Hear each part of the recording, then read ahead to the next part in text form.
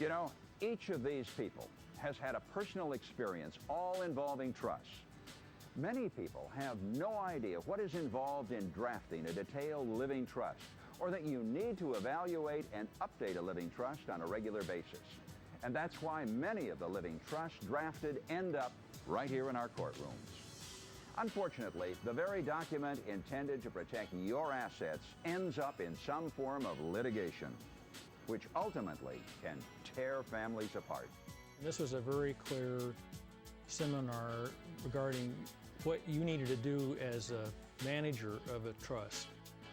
Not necessarily that you need a living trust, that you need to do this, that you need to do that. Most of the seminars are oriented around specific commercial products that you need to avail yourself of. And this was how you operate as a trustee, which was very valuable.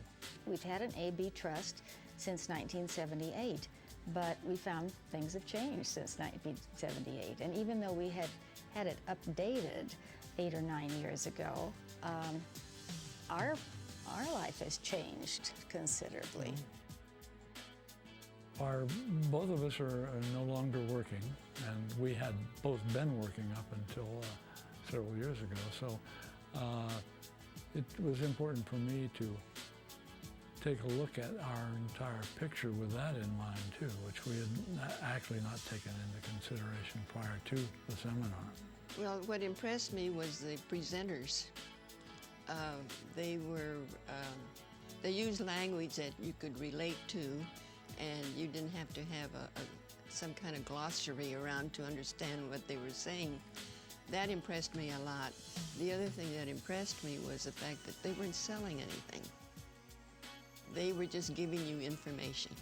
What you don't know can hurt you in the long run, and that's why this seminar was established over 8 years ago. The 7 biggest mistakes trustees often make seminars has helped so many people solve their estate planning and trust problems. And most importantly, it has informed trustees of their legal responsibilities. I've seen fights that the result was the family members will probably never speak to each other again. The worst case was 7 kids fighting over the validity of an amendment Mom made to her will shortly before she died, and they all had their own attorneys, so there were 7 attorneys, and 8 including me. And fortunately, there was a strong no contest clause in the will, and the judge warned the contestants that he would enforce the no contest clause and recommended that they go sit in a conference room and settle it, and they did. But I still think they spent somewhere in the order of $15,000 to $20,000 each fighting over the validity of that amendment. And I doubt that family will ever patch up the damage that was done.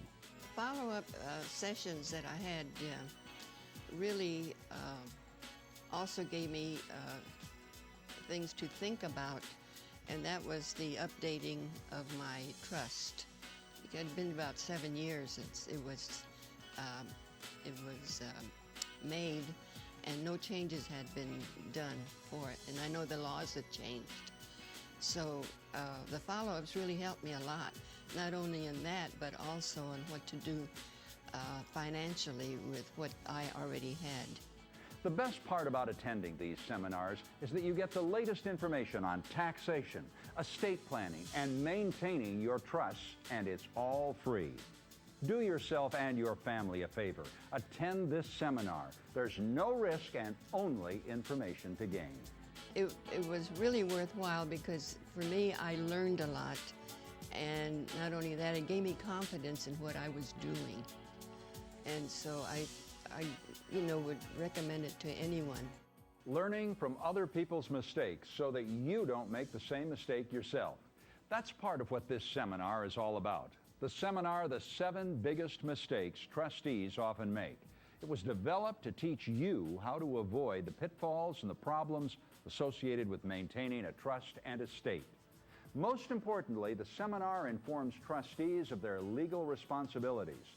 The best part about attending these seminars is that you get the latest information on taxation, estate planning, and trusts, and it's all free.